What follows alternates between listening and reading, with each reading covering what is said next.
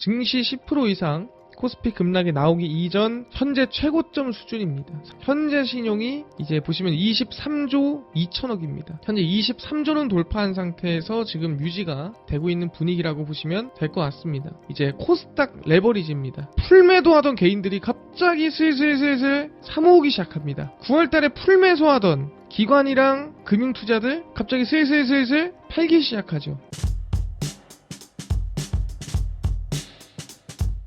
네, 반갑습니다. 신사임당 구독자 여러분들. 오랜만에 찾아뵙게 됐습니다. 이번에도 여러분들한테 큰 도움 될 수 있는 내용들 많이 준비했으니까 영상 끝까지 시청해주시고 시장에서 큰 수익 낼 수 있고 큰 도움 받아갈 수 있도록 최선을 다하도록 하겠습니다. 그럼 오늘 영상 첫 번째 시작하겠고요. 1부입니다. 한국 증시 상승 랠리 과연 어디까지 올라갈까에 대해서 확인해 보는 건데, 제가 항상 이 증시를 매달 체크를 해드렸어요. 증시가 현재 어디까지 왔다, 지금 어디쯤인 것 같다, 계속 이제 객관적인 지표를 통해서 체크를 해드렸는데 지금 상당히 많이 올라온 상태거든요. 근데 그거를 그냥 우리가 차트를 보고 많이 올라왔네, 이게 아니라 지금 구간 라인대가 객관적으로 이 정도구나, 객관적으로 요 정도구나, 이렇게 한번 계산을 해볼 필요가 있지 않을까 싶어서 가지고 왔고요. 하나하나 한번 짚어보도록 하겠습니다. 그래서 첫 번째, 일단 현재 코스피 위치를 저희가 항상 이 PBR로 계산을 해서 말씀을 드립니다. 그래서 2014년 4월, 2018년 1월 항상 이 증시가 마이너스 10% 정도 급락을 하기 이전에 고점 라인 때 PBR을 저희가 가져오게 됩니다. 그래서 1.09, 1.15, 1.2, 그 다음에 이제 2021년이 가장 중요할 것 같습니다. 이때가 상당히 증시가 과열됐을 때, 상당히 높을 때를 얘기를 하거든요. 그래서 아마 이때랑 비교하는 게 가장 맞지 않나 생각을 합니다. 그래서 최고의 과열이 나왔을 때 이 구간인데, 이때가 이제 1.2, 1.3, 1.27이고 사실 이때부터 하락이 시작돼요. 6월, 7월 지나서 딱 7월부터 고점 찍고 이렇게 빠지기 시작하거든요. 그래서 이제 이 구간 라인대가 제 생각에는 가장 어떻게 보면 최고점 구간이라고 볼 수가 있을 것 같고요. 그다음에 2023년 7월에 0.96, 2024년 6월 1.00, 2024년 7월 0.99입니다. 이때가 이제 우리가 엔캐리 트레이드 청산 나갔을 때죠. 그래서 지금이 얼마냐 확인해 보면은 1.23입니다.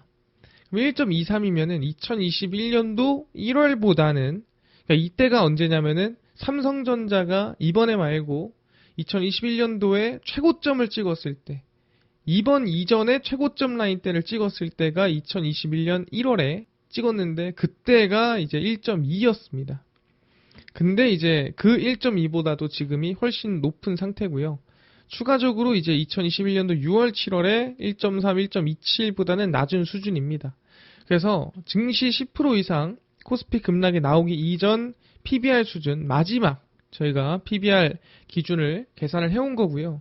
현재 최고점 수준입니다. 사실 1.3, 1.27보다는 좀 부족하지만 그래도 사실 1.15, 1.16 뭐 요 정도면은 조금 더 그래도 상승폭이 좀 많이 남지 않았을까 생각하는데, 이 정도면은 꽤나 과열됐다라고 우린 PBR로 계산해 볼 수 있는 거예요. 그러니까 우리가 이게 지금 최고점 라인대라고 해서 끝입니다. 이게 아니에요. PBR은 지금 꽤나 높은 구간을 표현하고 있구나 확인할 수 있고요. 다른 것들 또 찾아보겠습니다. 이제 증시 예탁금으로 봐야 되는데, 이게 2021년도 이 당시가 우리가 정말 이 돈이 많이 풀렸던 시절이죠. 기억하실 겁니다. 그때 이제 우리가 이 대부분 비대면 재택근무 하게 되고 이 많은 분들이 조금 이 피해를 입게 되면서 돈이 정말 무한대로 풀렸어요. 근데 그때보다도 지금 돈이 많이 풀린 게 언제냐면 지금이다. 그때가 이제 78조를 찍었었는데 예탁금이 지금 80조를 돌파했습니다. 그럼 이 뜻은 뭐냐 한다면은, 우리가 지금 2021년도 PBR이 1.3, 1.27이었다라고 했는데 이때 PBR보다도 이번에 더 크게 올라가도 이상하지가 않다라는 거예요. 그래서 사실 상방이 막혀있냐라고 한다면 상방이 막혀있지 않다라고 보는 게 맞다라는 거죠. 왜냐하면 돈은 그때보다 많으니까, 유동성이 그때보다 훨씬 더 많이 늘어났으니까. 사실 그때도 80조는 돌파를 못했는데 이번에 예탁금이 80조를 돌파했습니다. 그럼 이 예탁금에 현재 신용이, 그러니까 사람들이 대출을 받아가지고 투자를 얼마를 했나 이것까지도 우리가 확인을 해봐야겠죠. 제가 항상 얘기하지만 이 사람들이 대출 받아서 투자한 거 그 물량을 우리는 확신이라고 생각해요. 많은 사람들이 증시에 확신을 가지고 있구나, 증시에 자신감을 가지고 있구나, 이거를 우리는 이 신용 잔고를 통해서 확인해 볼 수 있는데, 그래서 신용 잔고까지 열어보겠습니다. 국내장 신용이 20조는 돌파를 했는데 사실 이제는 20조 돌파했다는 게 큰 의미가 없어요. 그래서 지금부터 한 얼마까지 올라갈 수 있을까를 고민해 봐야 돼요. 그래서 2021년도 사실 이때랑 비교하는 게 가장 저는 옳다라고 보거든요. 이때 1월 7일에 20조를 돌파를 했고요. 그 다음 최고점이 얼마였냐면 25조까지 올랐습니다. 그럼 현재가 얼마냐? 현재 신용이 이제 보시면 23조 2천억입니다. 그러니까 지금 25조까지는 못 갔는데 현재 23조는 돌파한 상태에서 지금 유지가 되고 있는 분위기라고 보시면 될 것 같습니다. 근데 기존에 마이너스 한 15%씩 급락을 할 때도 대부분 20조를 돌파를 하고 그 직후에 하락세가 나왔는데, 사실 이 당시에 이 신용이 20조를 돌파했던 시기가 언제냐? 이때가 예탁금이 요 구간입니다. 한 60조에서 한 50조 사이에 있을 때, 이때 이제 대부분이 20조 갔다 빠지고 할 때인데, 지금 우리가 확인할 때는 언제다? 여기랑 여기다. 예탁금 규모 자체가 다른 시기예요. 그래서 이번 2025년도 같은 경우에는 사실 신용이 23조까지 올라온 것도 뭐 평균으로 보면 높다라고 할 수 있겠지만 예탁금이 역대 최대이기 때문에 이번에 25조도 돌파할 가능성이 있어 보인다라고 생각이 드는 거죠. 그래서 25조 돌파한 이후에 증시의 고점이 나올 수도 있겠다. 아직 증시에 좀 상방에 대한 룸은 좀 열려있는 구간이긴 하다. 그러니까 높은 거는 당연지사 맞는 말이에요. 근데 방금 얘기한 대로 돈이 너무 많이 풀리다 보니까 지금은 악재가 뜨든 뭐가 뜨든 어쨌든 돈으로 밀어붙이는 시장이다. 그래서 조금은 더 상방이 열려있긴 하다. 그러니까 경계는 해야 돼요. 경계는 해야 되는데 아직 조금은 더 열려있긴 하다. 완전 최고점이고 지금부터 밀려요, 지금부터 완전 작살이 나요, 이렇게 볼 수는 없어요. 언제든 빠져나올 준비는 하겠지만 조금 더 오를 수도 있는 구간이 남아있다 말씀을 드리고요. 그 다음에 추가로 한국 무역수지 추이를 제가 항상 보여드립니다. 대한민국은 수출국가라고 얘기를 했죠. 근데 그냥 수출국가가 아니라 수입보다 수출을 더 많이 해야 되는 국가다. 그걸 우리는 무역수지라 부릅니다. 그래서 무역수지가 적자다 그러면은 수출을 아무리 많이 했어도 수입을 더 많이 한 거죠. 그러니까 내가 200만원 벌어오는데 220만원 쓴 거예요. 그럼 내가 돈을 벌어오던 말던 적자죠. 근데 내가 200만원 벌어왔는데 100만원 썼어. 그럼 100만원 흑자인 거예요. 그래서 그게 이제 무역수지라고 보시면 됩니다. 그래서 보통 국내 증시가 무역수지 따라갑니다. 무역수지가 꺾이면 증시도 꺾이고 무역수지가 오르면 같이 올라요. 왜? 대한민국은 수출국가니까. 당연한 겁니다. 그래서 이거를 제가 통계를 전부 가져오진 않았지만 통계를 다 열어보면은 무역수지 따라 증시가 흔들립니다. 그래서 제가 이번 7월, 8월에 증시가 되게 애매했어요. 왜 애매했냐면 무역수지가 보시면은 거의 횡보했다라고 보는 게 맞아요. 거의 뭐 이 구간에서 횡보를 하는 모습이 있었고, 그래서 증시도 무역수지가 횡보했습니다. 그래서 6월에 고점 찍고 7월에 조금 흔들렸는데 8월까지 거의 횡보를 했죠. 그러다가 9월에 증시가 왜 올랐냐?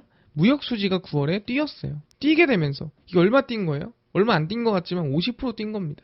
무역수지로 따지면. 왜냐면 65에서 96 됐으니까. 그래서 이 50% 무역수지가 팍 뛰면서 이 증시가 같이 따라 올라갔다라고 볼 수가 있는 거예요. 아, 그렇구나.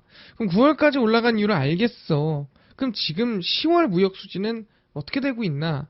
이제 무역수지 같은 경우에는 보통 3번 발표를 하거든요. 이제 10일에 한 번, 20일에 한 번, 그리고 이제 한 달에 한 번. 한 달치 통틀어서. 그래서 10일치는 11일에, 20일치는 21일에, 뭐 주말이면 당연히 뭐 직전이나 이후에 하겠죠. 한 달치는 그 다음 달 첫 거래일에 발표를 합니다. 그래서 지금은 이제 발표가 된 게 이제 10일까지만 발표가 됐습니다. 그래서 10월 10일 기준으로 전달 대비해서 어떻게 됐나? 그러니까 9월이죠. 9월 대비해서 무역수지가 어떤가? 한번 체크를 해볼 필요가 있다라는 거죠. 그래서 확인해 봤습니다. 이번 10월 무역수지고요. 10월 10일까지 나왔습니다. 그래서 9월 1일에서 10일, 10월 1일에서 10일 기준인데 현재 무역수지가 9월보다 낫더라 나오는 겁니다. 그러니까 실질적으로 9월보다 나은데 실제 9월은 언제보다 나아요? 8월보다 나아요. 그러면은 이거 잘하면 이렇게 될 수 있겠는데? 그러니까 8, 9, 12 우상향할 수 있겠는데라는 기대감이 나오는 거죠. 그래서 지금 이 10월 1일에서 10일 물론 이 물량이 너무 작아요. 그래서 사실 이거 가지고 우리가 완전히 한 달치를 추세를 판단할 수는 없습니다. 하지만 일단 10일까지는 무역 수지가 고무적이다 보니까 이거 영향 받아가지고 아마 증시가 좀 이렇게 좀 끌어올려진 게 아니냐 기대를 좀 가져볼 수가 있는 겁니다. 근데 여기서 조금 리스크한 걸 볼 수 있다면은 수출이 지금 보면은 좀 격하게 수입도 좀 격하게 줄었습니다. 전체적으로 줄었어요. 그러다 보니까 지금 제가 봤을 때는 이제 결과론적으로 봤을 때는 무역 수지가 좀 낮지만 마이너스가 덜 하지만 근데 이제 물량으로 보면은 조금 애매한데 이렇게 좀 생각해 볼 수가 있다 말씀드리겠습니다. 그 다음 넘어갈게요. 그 다음 봐야 될 거는 이제 미국 빅스 지수입니다. 저희가 항상 이 빅스 지수를 가지고 증시가 저점이네 고점이네를 좀 많이 판단들 합니다. 근데 꽤나 승률이 높아요. 그래서 꼭 보고 지나가야 되는 지표 중 하나입니다. 그리고 국내 증시는 아시겠지만 미국 증시를 따라가요. 안 따라가는 날이 없습니다. 그러니까 하루하루로 따지면 안 그런 경우도 있죠. 미국 지수가 올랐는데 국내 지수 빠지고 미국 지수가 빠졌는데 국내 증시 오르고 하루하루로 보면은 그럴 수 있는데 추세는 결국엔 따라갈 수밖에 없어요. 무조건입니다. 그래서 미국 빅스 지수를 보게 됩니다. 그래서 빅스 지수를 보시면 이렇게 한 번씩 팍 튀는 구간이 나와요. 이때가 보통 이제 30을 돌파하는 구간 라인 때거든요. 여기는 이제 정말 40을 돌파했었고 이때가 이제 2024년도 엔캐리 트레이드 청산 나갔을 때 이때가 이제 트럼프 관세 발표했을 때 마이너스 증시 20%씩 급락했을 때 얘기하는 거죠. 그래서 이때 팍팍 튀었는데 기준으로 얘기를 하자면 빅스가 20을 돌파했다? 그럼 주의. 뭔 일이 있나? 좀 약간 시장이 좀 흔들흔들했다. 이거 이제 주의. 30을 돌파했다? 이건 주의가 아니라 시장이 갑자기 크게 급락을 한 거예요. 왜 급락했지? 그래서 이거는 저점입니다. 그러니까 저점이란 게 뭐냐면 완전 바닥이요까지는 아니지만 이제 분할 매수가 시작해야 되는 구간이 빅스가 30 돌파했을 때 40 돌파했다? 이건 최저점이에요. 역사적으로 40을 돌파한 다음에 사고 나서 손실 난 적이 없어요. 그러니까 40일 돌파했을 때 매수를 하면은 그 이후에 결국에는 증시가 오르고 결국에는 수익으로 다 전환이 됐습니다. 그래서 20, 30, 40 기준으로 얘기를 하는데 현재가 얼마냐? 20이에요. 20은 웬만큼 살짝 흔들리고 바로 진정되고 진정되는 구간이 20인데 여기서 만약에 진정을 못하면은 20 때려박다가 이제 30까지 쏘는 거예요. 20 때려박다가 여기 30까지 쏴버리는 거거든요. 그래서 지금도 이제 20 때려박고 있는데 여기서 과연 이제 올라가냐 안 올라가냐에 대해 문제겠죠. 그러니까 여기서 이제 올라가려면 만약에 빅스가 예를 들어 미중 관세가 좀 심해지거나 아니면은 이 고용 지표가 안 좋아지는 게 미국의 경기 침체를 불러오던가 그래서 금리 인하가 연속으로 들어간다든가 이런 느낌으로 들어가 버리면은 빅스가 튀면서 증시가 급락하겠죠. 근데 지금은 변곡점에 와 있다. 여기서 오를지 아니면 다시 한번 내릴지에 대한 구간에 와 있다라는 거 알아두셔야 돼요. 그래서 증시가 지금 고점인 건 맞아요. 그러니까 최고점에서 꺾입니다. 이 얘기가 아니라 과열됐고 고평가 수준인 건 맞습니다. 근데 그렇다고 해서 지금 팔아야지 이게 아니에요. 과열되고 고평가 수준인 건 맞으니까 경계하고 조심해야 되는 게 맞다라는 거예요. 그렇다고 해서 매도할 게 아니라 일단은 들고 가는 게 맞긴 하다. 들고 가지만 언제든 나는 뛰어내릴 준비를 하면서 대응할 필요가 있다라고 생각을 합니다. 그리고 이제 다음은 저희 개인 투자자 분들의 한번 심리를 알아보는 우리가 지표까지는 아니고 수급을 한번 확인해 볼 텐데 그게 뭐냐면 일단 고퍼스예요. 이제 고퍼스의 이제 본 이름은 뭐냐면 코덱스 200 선물 인버스 EX라고 해서 증시가 마이너스 1% 빠지면 이제 2%가 수익을 보는 상품입니다. 국내 상품이죠. 코스피가 1% 빠지면 2% 수익 내는 상품인데 보통 이제 이 고퍼스를 보면은 개인들이 만약에 고퍼스를 많이 사고 있다? 그럼 보통 증시는 잘 안 빠져요. 근데 개인들이 만약에 고퍼스를 미친 듯이 팔고 있다? 그러면은 보통 증시는 지금부터 이제 계속 이제 이 하락하거나 계속 빠지거나 이런 흐름들을 보여주게 됩니다. 그래서 고퍼스를 많이 사고 있으면은 보통 안 빠지거든요. 최근에 보면은 원래 개인들 순매수가 엄청 났어요.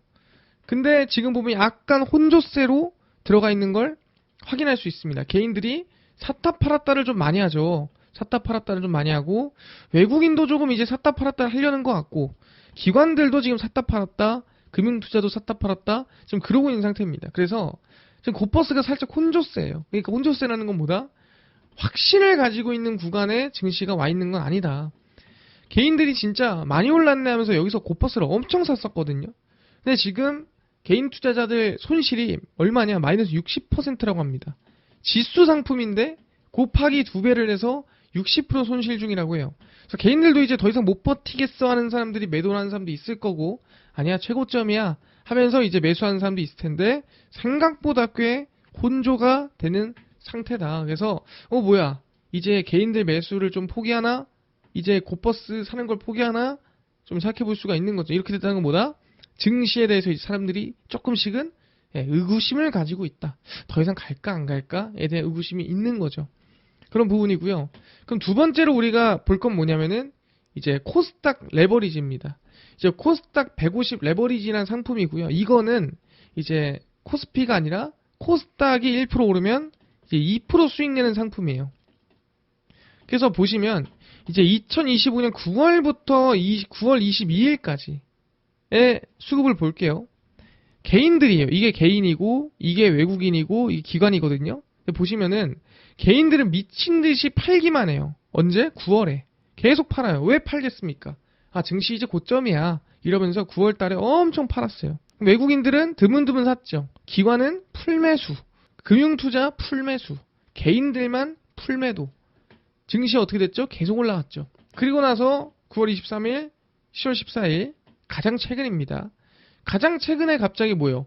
풀매도 하던 개인들이 갑자기 슬슬 사모으기 시작합니다. 9월 달에 풀매수 하던 기관이랑 금융투자들 갑자기 슬슬 팔기 시작하죠. 뭐 기관은 그냥 똑같아요. 포지션은 비슷하고 외국인은 비슷하고 지금 개인과 기관계 금융투자 포지션이 정반대입니다. 개인들이 풀매도 할 때는 미친 듯이 사서 증시가 쭉 올라가고, 근데 지금은 개인들이 열심히 사모으고 기관이랑 금융투자가 슬슬 이제 팔기 시작하고, 그러니까 이런 구간에 왔다라고 한다면 뭐지 이제 증시에 사람들이 조금 의구심을 가지는 구간이 온 거 아닌가 생각을 해볼 수가 있을 것 같아요. 그래서 제가 결론을 내드린다라고 한다면 지금 증시는 어떤 숫자를 봐도 고평가 수준은 맞다. 하지만 우리의 이 예탁금이 예상치를 넘어서는 수준으로 많이 들어왔기 때문에 우리가 지금까지 통계를 넘어서는, 그러니까 지금까지 상승을 조금 넘어서는 흐름이 나올 수 있습니다. 하지만 언제든 증시는 지금 빠져도 이상하지 않을 구간이거든요. 항상 경계를 하고 있고 언제든 여러분들도 탈출할 준비를 하고 있어야 된다. 결론은 증시는 지금 과열 고평가 수준은 맞다. 하지만 상방룸이 과거 통계로 봤을 때 조금 더 열려있긴 하다. 근데 그 열려있는 거를 내가 찍자고 지금 지수 고점에 들어가는 건 조금 리스크하지만 내가 지금 미리 들고 있다 하시는 분들은 일단 조금 더 들고 가볼 수 있고, 분위기가 좀 이상해지면은 바로바로 탈출할 준비를 해야 된다 말씀을 드리겠습니다. 네, 2부 시작하겠습니다.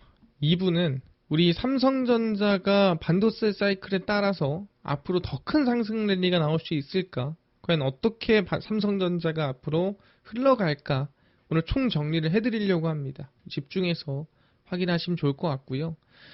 삼성전자가 최근에 3분기 실적을 발표를 했습니다. 그래서 삼성전자가 올해 3분기 시장 전망치를 크게 웃도는 한 10조 정도 전망을 했었는데 그걸 크게 웃돌고 12조 원대 영업이익을 기록을 했고요. 2분기 부진을 완전히 털어냈습니다. 그래서 한동안 부진했던 반도체 사업이 최대 6조 원에 달하는 영업이익을 거뒀고요. 그래서 아마 실적을 좀 크게 끌어올렸다라고 볼 수 있을 것 같습니다. 그래서 분기 영업이익은 지난해 2분기 10조 4,400억 원 이후 5분기 만에 10조 원대를 회복을 했고요. 매출은 86조 원으로 작년 동기 대비 약 8.7% 늘고 전분기 대비 15% 증가하면서 사상 최대치를 기록을 했습니다. 그래서 삼성전자 실적이 너무나도 긍정적이구나라고 생각이 드는 거죠. 근데 여기서 또 드는 고민은 이 좋은 실적이 앞으로 이어질까? 아니면 이게 피크일까? 이런 고민이 다들 들게 되죠. 그래서 이 삼성전자가 항상 사이클을 탈 때 그리고 반도체가 항상 사이클을 시작할 때가 언제였는가? 지금이랑 그때랑 비슷한가? 그렇다면은 삼성전자가 어디까지 올라갈까? 이거에 한번 비교를 해보자라는 거죠. 이 반도체 사이클이란 건 대체 언제 시작을 했을까? 그래서 이거에 대해서 좀 정리를 해드리려고 하고요. 그래서 반도체 사이클이라는 것 대체 언제 시작했냐? 아시겠지만 한국의 반도체는 메모리 반도체가 중심이에요. 이 메모리 반도체가 가장 중요하게 바뀌는 시점은 언제냐? 바로 서버를 교체하는 시기입니다. 이 서버를 언제 교체하냐? 바로 새로운 서버용 CPU가 나왔을 때 이 서버용 메모리 반도체가 같이 교체가 된다라고 보시면 될 것 같습니다. 그래서 서버용 CPU를 누가 만드냐? 그거를 인텔이 만들죠. 그래서 보시면은 2011년에서 2012년에 처음으로 이제 이 반도체 사이클이 시작이 되고요. 이때 이제 인텔 샌디 브릿지가 출시가 됩니다. 그래서 이렇게 인텔에서 서버용 CPU가 새롭게 출시가 되면은 서버용 CPU를 바꾸면서 거기 추가로 서버용 D램이라든가 서버용 메모리 반도체를 같이 교체를 하고 그 교체하는 시기에 수요가 이렇게 증가하면서 같이 반도체 기업들의 실적이랑 주가 성장이 쭉 이어지는 모습이 나타나더라 생각하시면 될 것 같아요. 그래서 인텔이 서버용 CPU 샌디 브릿지를 출시하며 데이터 센터 서버의 대규모 교체가 일어납니다. 그래서 CPU 싹 교체하면서 메모리 반도체 싹 교체를 하는 거죠. 그래서 그때 이제 반도체 기업들의 큰 상승세가 한번 이어졌고요. 그리고 나서 언제 시간이 쭉 지나서 2014년에서 15년도에 인텔의 하스웰이라 그래서 또 이 서버용 CPU가 새롭게 또 출시가 됩니다. 그래서 서버들이 3, 4년의 교체 주기를 맞았고, 그래서 이제 서버용 CPU가 또 새로 나온 거를 바꿔줘야겠죠. 바꾸면서 이번에는 뭐가 들어간다? 마침 DDR4 D램이 도입이 되면서 이제 새로운 또 D램에 대한 수요, 그러면서 주가 상승, 실적 상승이 이어지게 됐습니다. 그래서 이때까지만 하더라도 사실 이제 좀 일정한 주기에 맞춰가지고 주가 상승이라든가 좀 이 메모리 반도체 수요가 늘어나는 거를 확인했습니다. 근데 2017년, 18년도가 조금 뜬금이 없었어요. 왜 이때가 좀 뜬금이 없냐면 이때 이제 우리가 흔히 알고 있는 알파고, 이 AI에 대한 수요가 갑자기 크게 증가하면서 이 메모리 반도체에 대한 수요가 늘어났고, 그래서 이때 이제 크게 성장하는 모습 보였습니다. 그 당시에 이제 바둑에서 이세돌 구단이 알파고한테 패배하는 모습을 실시간으로 목격하면서 대부분의 이제 빅테크 미국 기업들이 클라우드 AI에 투자를 엄청 시작하죠. 그러면서 뭐가 필요해요? AI는 아시겠지만 뭐 지금에야 GPU 얘기하지만 그 당시에는 데이터를 저장해 놓고 그 데이터를 꺼내오는 게 일이었거든요. 그럼 당연히 뭐예요? 메모리 반도체에 대한 수요가 크게 늘어날 수밖에 없죠. 그래서 그 당시 클라우드 슈퍼사이클이 이 당시에 시작을 합니다. 그래서 이때 이제 메모리 반도체가 한 번 더 이 삼성전자라든가 주가 상승세가 크게 상승이 이어지게 되고요. 그 다음에 이제 2020년, 21년도 기억할 겁니다. 이제 그 당시엔 다 폐쇄가 되면서 모든 기업들 또는 대부분의 기업들이 비대면 재택근무를 진행을 하면서 서버 용량이 급격하게 늘어나게 되고요. 트래픽이 급격하게 증가를 하면서 대부분이 서버 증설을 하게 됐습니다. 그러니까 이 일은 사실 이제 정말 특별하게 일어난 일이었습니다. 그러다 보니까 이 서버를 교체하는 게 아니라 서버를 증설하는 일이 생겼죠. 그래서 비대면 원격 근무 사용자 폭증으로 데이터 센터 서버 용량이 증설을 하게 됩니다. 그래서 용량 증설이다 보니까 이제 과거에 상승이 나오거나 또 상승 랠리가 이어졌던 시기 대비해서 조금 짧게 상승 랠리 기간이 짧았다. 상승률은 컸지만 시기가 좀 짧았다라고 보시면 될 것 같습니다. 그래서 이렇게 이제 사이클이 이어졌어요. 이어졌다고 한다면 그럼 지금 구간이 어디일까에 대해서 고민을 좀 해볼 수 있잖아요. 또는 지금 이 사이클이 어디까지 이어지고 있느냐 확인해볼 필요가 있는데, 그럼 21년 이후에 무슨 일이 있었냐? 이제 23년도 1월이 됩니다. 이게 원래 인텔의 사파이어 래피드 이 서버용 CPU가 원래 21년 말, 22년 초 이때 나올 거였습니다. 왜냐면은 누가 봐도 이제 서버용 CPU가 나온 지 좀 됐거든요. 그래서 좀 이때 이후로 좀 바꿔야 되는데 했는데 안 나온 거야. 계속 미뤄지다가 그러다가 2023년 1월에 인텔의 서버용 CPU인 사페어 래피즈가 출시가 됩니다. 아까 얘기했죠. 서버용 CPU가 나오면 뭐 한다고? 그러면 서버용 D램, 서버용 메모리 반도체가 교체가 된다고. 그래서 2023년도부터 쭉 2024년도까지 반도체 치고 올렸죠. 이때부터 쭉 치고 올렸습니다. 그래서 매번 반도체 사이클은 범용 서버 교체와 더불어 신규 첨단 반도체 수요 증가에 큰 영향을 받았습니다. 항상 이 서버 CPU가 교체가 되면은 서버 메모리 반도체가 포함되면서 성장하는 구간이 대부분이었다. 얘기를 하는 겁니다. 근데 이번 사이클로 봤을 때 이번 2025년도는 뭐랑 비슷하냐? 2017년에서 18년 만들어졌던 알파고 AI. 그러니까 그 당시 AI는 충격이 있었지만 지금은 뭐예요? 그보다도 더 몇 배, 몇십 배, 몇천 배 이상 발전한 AI 기술력에 플러스 이번에 또 이 그래나이트 래피즈라든가 새로운 또 서버용 CPU가 출시됐거든요. 그래서 2023년도에 서버 교체 수요가 함께 동반된 시기다라고 지금 우리가 판단을 하는 겁니다.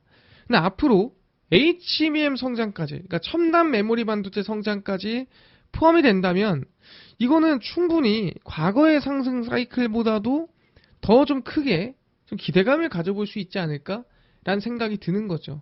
그래서 지금 상황을 한번 객관적으로 얘기를 해보자면 현재입니다. 현재 뭐가 나왔다? 서버용 CPU 시에나 포레스트가 2024년 6월 4일에 출시가 됐고요. 그 다음에 그래나이트 래피즈가 2024년 9월 24일에 출시가 됐습니다.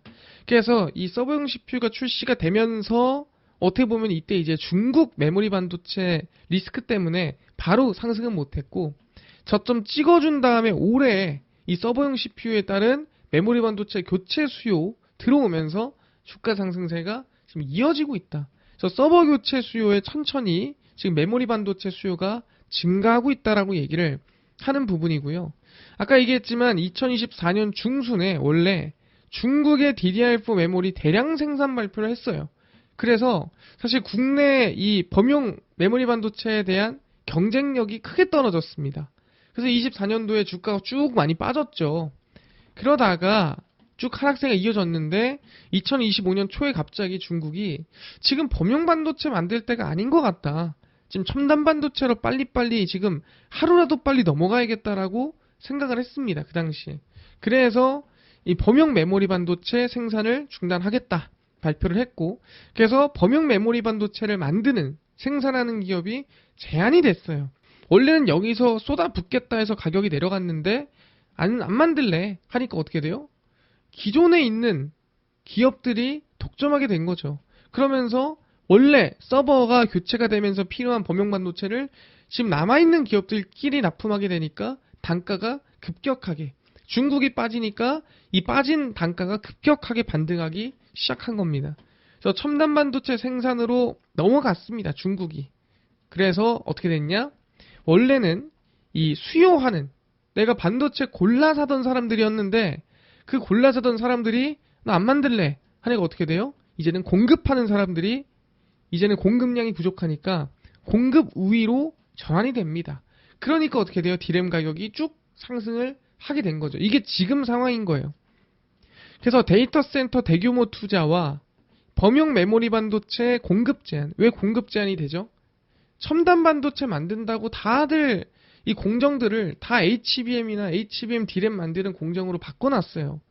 근데 그렇다고 해서 갑자기 지금 범용 반도체 만들자고 공장 짓고 라인 증설할 수 없거든요. 그러니까 이제 공급이 제한된 거죠. 근데 지금 수요는 이 서버 때문에 크게 증가를 하게 된 거고 그래서 이제 D램 가격 상승이 나왔고 거기에 반도체 사이클이 지금 올라탔다라고 볼 수가 있는 거죠. 왜? AI까지 꼈기 때문에. 그냥 단순히 그냥 서버 교체가 됐고 중국이 생산 멈췄다 이게 아니라 여기에 뭐가 들어갔다? AI 데이터 센터가 추가됐다.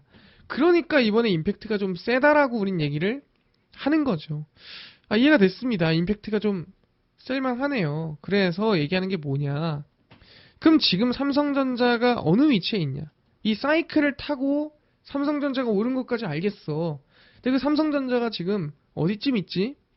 삼성전자 반도체 사이클 이후 상승 기간이 평균적으로 1년 6개월이었습니다. 그러니까 올라간다고 한다면 평균적으로 1년 6개월 정도의 상승 랠리가 이어지더라. 근데 이번 2025년도는 상승한 지 한 6개월밖에 안 됐어요. 그럼 시간으로 봤을 때는 아직 여유가 있긴 하죠. 이것만 봐서는 안 됩니다. 이제 그래서 저희가 객관적으로 위치를 평가할 때 영업이익 대비 현재 시가총액이 몇 배냐 계산하거든요. 그래서 전년 영업이익 대비 평균 삼성전자가 고점을 찍는 구간이 몇 배냐, 최고점일 때가 항상 사이클 최고점일 때, 그래서 전년 대비로 계산해봐도 한 15배 수준이 매번 고점이었어요. 그러니까 최고점을 찍는다 해도. 근데 이 당해 영업이익, 그러니까 전년보다 올해 실적이 더 좋게 나올 수도 있잖아요. 그걸로 계산을 해봐도 15배 수준입니다. 그러니까 삼성전자는 영업이익 대비 한 15배쯤 되면은 좀 고점 수준이라고 보는 게 맞다라는 거예요. 근데 지금 2025년 추정치로 계산을 해보면 얼마다? 16배다. 그러니까 지금이 사실 2025년 기준으로 봤을 때 고점 구간은 맞지 않을까 생각하는 거예요. 고점이라는 거는 꽤 많이 올랐다. 그러니까 올해 기준 얘기하는 겁니다. 올해 기준 꽤 많이 올랐다 얘기를 하는 건데 2026년도 영업이익 실적에 대한 컨센서스가 엄청 늘었거든요. 그래서 2026년 영업이익 전망치로 계산을 해보잖아요. 15배다. 최고점 이 기준으로. 그럼 시총이 얼마 나오냐면 1000조 나옵니다. 말도 안 되죠. 지금부터 한 2배 정도고 2026년 영업이익 전망치가 10배 정도 보면 700조 나옵니다. 사실 지금부터 2배 간다. 이거는 조금 과한 전망이라고 저는 생각을 하고요. 2025년 실적 추이로 지금 고가 부근은 맞아요. 근데 2026년 실적 전망이 상당히 긍정적으로 나와준다면 오히려 올해 오른 다음에 조금 쉬다가 2026년도에 더 크게 상승이 나올 수도 있겠다라는 생각이 있는 거죠. 그래서 사실 1000조까지는 아니더라도 한 700조까지는 그래도 이 영업이익이 전망치대로 나온다면 노려볼 수 있지 않을까? 이런 기대감을 가져볼 수 있는 겁니다. 근데 이게 올해 일자로 쭉 오른다가 아니라 내년까지 봤을 때를 얘기를 하는 거고요. 그래서 얘기를 하자면 삼성전자 결론입니다. 평균 반도체 사이클은 1년 6개월로 아직 시간은 좀 남았다 얘기를 해볼 수 있을 것 같고요. 삼성전자 현재 2025년 영업이익 추이로는 고가 부근이 맞아요. 15배 기준 해봤을 때.